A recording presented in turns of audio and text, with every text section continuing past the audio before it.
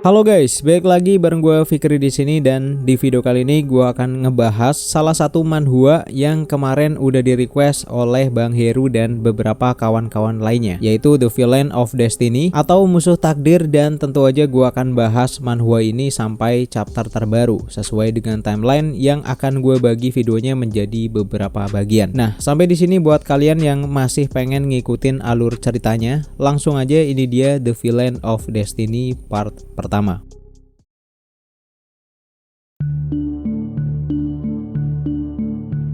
Oke, sebelum masuk ke cerita inti, gue mau jelasin dulu beberapa hal agar jalan ceritanya bisa lebih mudah untuk dipahami. Nah, yang menjadi MC penjahat dalam cerita ini, MC penjahat ya, adalah seorang laki-laki bernama Gu Changge. Dia ini merupakan seorang transmigrator, namun saat terbangun, identitas atau posisinya saat ini agak sulit untuk dijelaskan. Karena biasanya dalam cerita yang normal, si MC akan berposisi sebagai seorang pahlawan, atau minimal ya jadi orang baik yang berusaha untuk mencapai tingkatan tertentu. Namun di sini si MC berposisi sebagai seorang villain atau bisa dibilang orang jahat, dan level kultivasinya saat ini udah cukup kuat, yaitu Sacred Power. Untuk mengetahui apa aja level kultivasi yang ada dalam cerita ini, silakan kalian bisa cek di kolom deskripsi. Nah, kemudian setiap orang juga memiliki yang namanya ki keberuntungan atau ki luck yang warnanya beda-beda. Jika diurutkan dari yang paling rendah adalah warna hitam, kemudian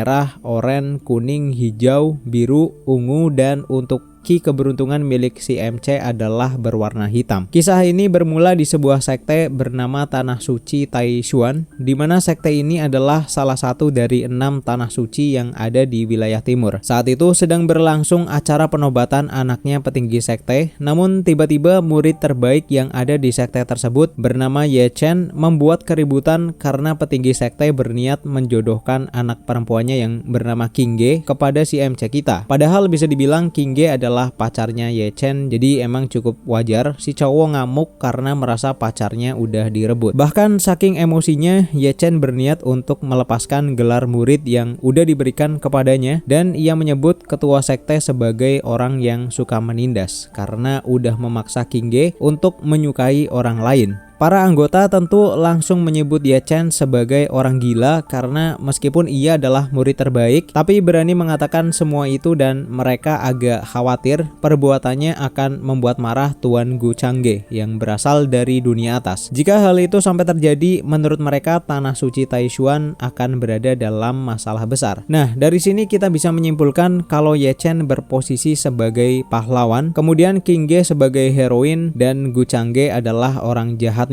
Saat itu pemimpin sekte sangat marah karena mungkin merasa tersinggung, padahal untuk bisa gabung ke dalam sekte ini sekaligus diakui sebagai murid itu bukan hal yang mudah. Bahkan ia sampai mengeluarkan sedikit aura kekuatannya untuk menunjukkan bahwa dirinya nggak main-main. Ketika Gu Changge melihat Ye Chen, ternyata ia mempunyai ki keberuntungan berwarna hijau, dan hal itu membuat Changge sangat yakin jika Ye Chen adalah sang putra keberuntungan. Di situ Ye Chen yang masih emosi menyebut Gu Changge hanya berpura-pura sebagai serigala yang gagah, dan anak laki-laki yang dijuluki sebagai sage atau petapa dari Taishuan bernama Chu Xuan memperingatkannya agar berperilaku sopan kepada Tuan Gu. Para petinggi mengatakan kalau Ye Chen adalah orang yang mempunyai niat jahat karena ia dianggap telah memprovokasi sekte di depan semua orang yang telah hadir. Intinya saat itu Ye Chen benar-benar sendirian dan gak ada yang sependapat dengan dirinya. Ia sendiri bahkan bingung kenapa semua berpihak kepada Changge, padahal Ye Chen merasa kalau dirinya adalah murid terbaik yang akan berguna untuk sekte ini di masa depan nanti. Ye Chen berusaha memancing emosi dengan bertanya kepada Changge, selain menindas orang, apalagi yang bisa ia lakukan? Karena dianggap semakin melampau, petinggi sekte berniat memberikan pelajaran kepada anak itu. Namun Chu Xuan menawarkan dirinya untuk maju mengalahkan Ye Chen dan akan membuatnya meminta maaf kepada Tuan Gu. Xuan bergerak dengan sangat cepat menggunakan jurusnya, namun Ye Chen juga udah bersiap hingga mereka akhirnya beradu guru tinju dan para murid lain sepertinya meremehkan Ye Chen karena mempunyai level kultivasi di bawahnya Chushu. Melihat duel tersebut, Changge berpikir kalau misalkan si pahlawan gak bisa menang dalam pertarungan sederhana ini, maka ia nggak bisa disebut sebagai putra keberuntungan. Dan ternyata meskipun level kultivasinya memang lebih rendah, Ye Chen berhasil menghempaskan Chushu yang membuat petinggi sekte bahkan cukup terkejut.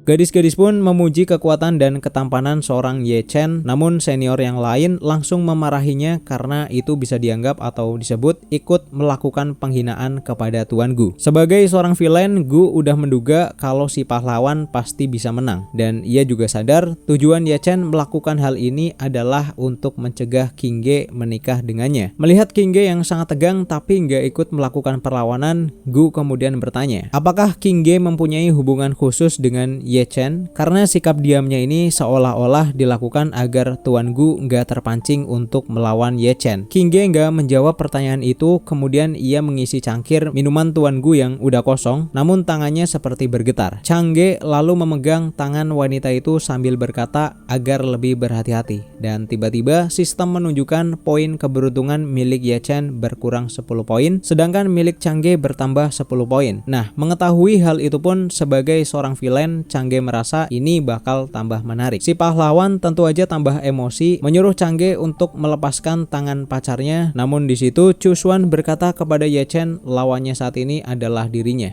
Dengan situasi yang tambah memanas, Changge merasa khawatir kalau Ye Chen bisa mengalahkan Chu Xuan. Kemudian setelah itu ia pasti bakal kabur, melakukan kultivasi selama beberapa tahun untuk meningkatkan levelnya, dan Ye Chen akan kembali datang untuk balas dendam seperti yang ada di dalam cerita kepahlawanan pada umumnya. Dan Changge nggak akan membiarkan hal itu terjadi sesuai dengan judulnya, yaitu musuhnya takdir. Akhirnya Changge langsung turun tangan, dan hanya dengan mengeluarkan aura ki-nya, Ye Chen langsung tertunduk. Bahkan efek serangan itu bisa dirasakan oleh semua orang yang ada di dalam ruangan. Melihat hal itu pun, Tai Xuan memang udah menduga seseorang yang berasal dari dunia atas pasti sangatlah kuat, dan ia akan berusaha agar nggak membuatnya tersinggung. Sistem kembali muncul di mana di situ terdapat info jika Changge memukul Ye Chen di depan semua orang, Ye Chen akan kehilangan 10 poin keberuntungan, sedangkan Changge akan mendapatkan 50 poin. Perlu kalian tahu, poin keberuntungan ini juga cukup penting karena poin tersebut bisa digunakan untuk meningkatkan level skill dan secara otomatis juga akan meningkatkan level kultivasi. Karena masih penasaran, Changge pun masuk ke dunia alam bawah sadar, bertanya kepada sistem kira-kira berapa poin yang akan ia dapatkan jika langsung menghabisi Ye Chen di depan semua orang. Sistem pun menjawab dengan kekuatan yang dimiliki Changge saat ini memang bisa dikatakan sangat mudah untuk menghabisi Ye Chen. Namun akibatnya hal itu akan memicu serangkaian variabel yang tidak dikenal karena Changge sendiri adalah variabel yang paling besar. Dengan resiko yang terlalu tinggi, Changge memutuskan hanya akan mengurangi poin keberuntungan lawannya itu dengan cara menekannya. Tapi menurut sistem, hal ini juga akan berlaku kepada siapa aja yang mempunyai hubungan dekat dengan Ye Chen.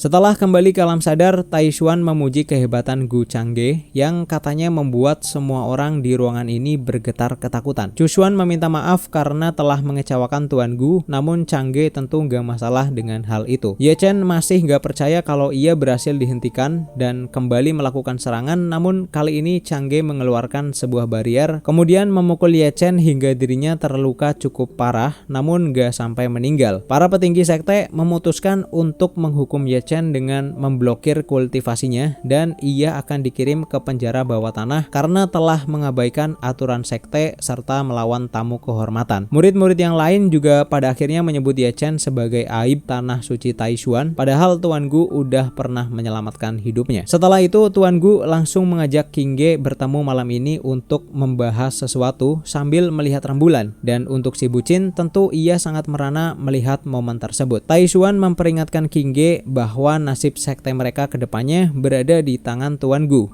jadi Qing Ge tidak boleh mengacaukannya. Qing Ge setuju dengan ajakan tersebut dan hal itu pun membuat poin keberuntungan milik Ye Chen kembali turun dengan sangat drastis. Kabarnya ia kehilangan 100 poin dan Gu Changge mendapatkan 500 poin. Ketika malam tiba, ketua sekte berbicara kepada anaknya itu kalau sebenarnya ia tahu Qing Ge menyukai Ye Chen, tapi di situasi sekarang ada hal yang lebih penting daripada itu. Qing Ge juga menyadari jika dibandingkan dengan keuntungan yang didapatkan sekte dari Tuan Gu, Ye Chen gak ada apa-apanya. Jadi Qing Ge setuju untuk menuruti perkataan ayahnya. Namun saat itu di atas genteng, anak buah Gu Changge sedang menguping pembicaraan mereka dan setelahnya ia kembali ke tempat tuanya menggunakan sebuah portal dimensi kemudian melaporkan apa yang baru aja ia dapatkan. Ada fakta mengejutkan di mana tanah suci Taishuan yang dikenal sebagai sekte paling kuat di dunia, ternyata tetua terkuat mereka telah meninggal 300 tahun yang lalu, namun kabar tersebut masih belum diketahui oleh dunia luar. Itulah mengapa tanah suci Taishuan sangat membutuhkan dukungan dari seorang Gu Changge. Terlebih lagi, istri dari ketua sekte adalah anak bangsawan dari dunia atas, namun ia ditangkap oleh pasukan keluarganya. Taishuan nampaknya ingin menggunakan Qing Ge untuk meluluhkan hati Gu Changge demi bisa menemukan keberadaan istrinya.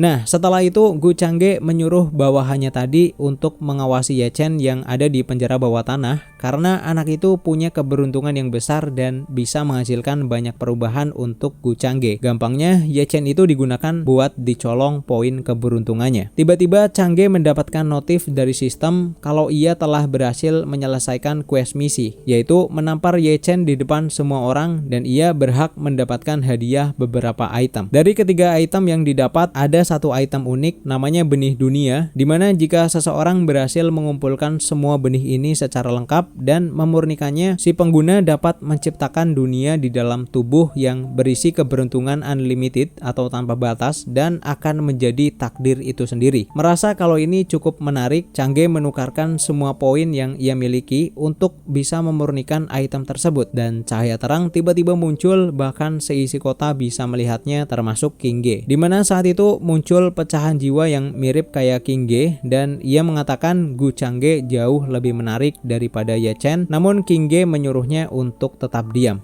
Nah, di sini gue belum tahu apakah Qing Ge ini punya kepribadian ganda atau setengah jiwanya memang keluar dari tubuh. Setelah melakukan kultivasi tadi, hanya dalam waktu singkat, Changge udah berhasil menaikkan level kultivasinya hingga ranah Seal Lord. Padahal harusnya itu membutuhkan waktu yang cukup lama. Changge juga merasa sedikit puas karena sekeras apapun nantinya Ye Chen melakukan kultivasi, dirinya akan tetap dengan mudah bisa mengalahkannya. Dan sifat sombong ala-ala villain akhirnya juga muncul. Di dalam penjara, Ye Chen masih terheran-heran bagaimana bisa ia mendapatkan nasib sial seperti ini. Padahal dalam 3 tahun terakhir, dirinya selalu bisa mengatasi apapun. Nah, di situ cincin yang ada di tangannya mengeluarkan cahaya. Kemudian muncul pecahan jiwa seorang wanita cantik yang katanya itu adalah pecahan jiwa dari gurunya. Jadi Ye Chen ini kayak memiliki khodam. Ye Chen langsung bertanya kenapa gurunya ini nggak muncul dan membantunya saat ia berhadapan dengan Gu Changge. Ternyata di waktu itu guru Ye Chen ini merasakan adanya pancaran jiwa yang sangat kuat, di mana ia menduga kalau itu ada hubungannya dengan musuh yang udah pernah mengalahkannya. Makanya ia nggak berani muncul. Si Master juga menyuruh Ye Chen untuk jangan gegabah, apalagi menyerang Gu Changge secara terang-terangan karena orang itu mempunyai penjaga kuat di belakangnya. Tapi jawaban dari Ye Chen bener-bener kayak anak kecil, di mana ia mengatakan kekalahan dari Gu Changge tadi itu hanya sebuah kesialan kecil. Si Master mengatakan yang menjadi prioritas saat ini adalah gimana caranya mengeluarkan Ye Chen dari penjara. Dan tiba-tiba Ye Chen memikirkan sebuah rencana di mana ia akan menyebarkan informasi ke dunia luar, yaitu tetua sekte Tanah Suci Taishuan sebenarnya udah meninggal 300 tahun yang lalu. Fakta ini sengaja disembunyikan agar Tanah Suci Taishuan bisa terus menguasai Dragon Vein selama ratusan tahun, karena hanya tetua itulah yang mampu mengatasi sekte lain. Gampangnya, saat ini sebenarnya Tanah Suci Taishuan dalam kondisi yang lemah. Kalau informasi ini berhasil tersebar, sekte-sekte lain yang udah lama menginginkan Dragon Vein pasti akan menyerbu tempat ini secara bersamaan. Dan kemudian akibat kekacauan tersebut, Ye Chen akan lepas dari semua masalah ini. Si Master memperingatkan kalau itu sampai terjadi, artinya Tanah Suci Taishuan akan musnah. karena bagaimanapun sekte tersebut udah merawat Ye Chen selama bertahun-tahun. Namun Ye Chen mengatakan kalau ia nggak peduli dan saat ini dirinya hanya ingin melihat mereka tersiksa akibat telah menghina dirinya. Kalau dipikir-pikir, Ye Chen ini lama-lama seperti melenceng dari sosok figur pemeran utama yang menjadi pahlawan,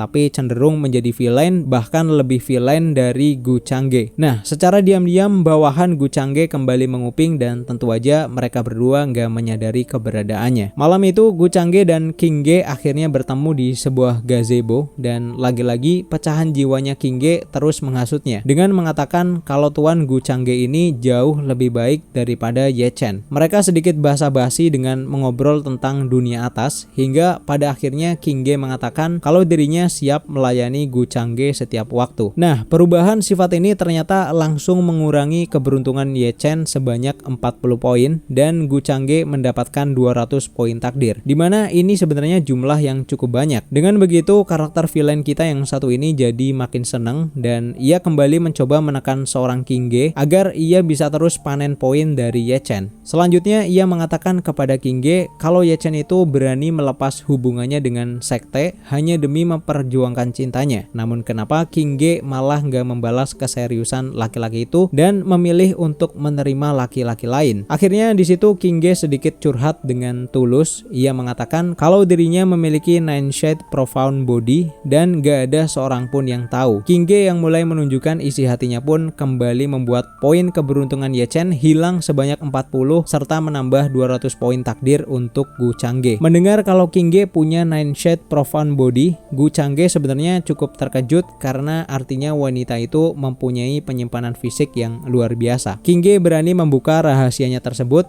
juga karena menurutnya nggak ada hal lain yang bisa ia andalkan untuk meyakinkan Tuan Gu. Selama Tuan Gu bersedia membantu tanah suci Taishuan keluar dari masalah, King Ge akan berserah diri kepadanya. Nah, melihat King Ge sepertinya udah pasrah, Gu Changge langsung menghubungi sistem dan bertanya bagaimana kalau ia langsung aja melahap ki keberuntungan sampai habis. Menurut sistem, jika terlalu jauh mengeksploitasi ki keberuntungan milik King Ge dan Ye Chen, bakal ada kemungkinan Gu Changge akan mendapatkan karma. Karena mendengar hal itu, Gu Changge gak langsung menerima perasaan dari wanita itu karena bisa-bisa poin keberuntungan milik Ye Chen langsung habis, bahkan Gu Changge bersikap cuek dan sedikit menyakiti hati King Ge dengan menepis tangan wanita itu serta mengatakan agar King Ge lebih menghargai dirinya sendiri terlebih dahulu. Nah, itu deh guys part pertama yang bisa gue sampaikan dan tentu banyak misteri yang masih belum terungkap seperti pecahan jiwanya King Ge dan lain sebagainya. Terima kasih udah mampir dan sampai jumpa di video selanjutnya.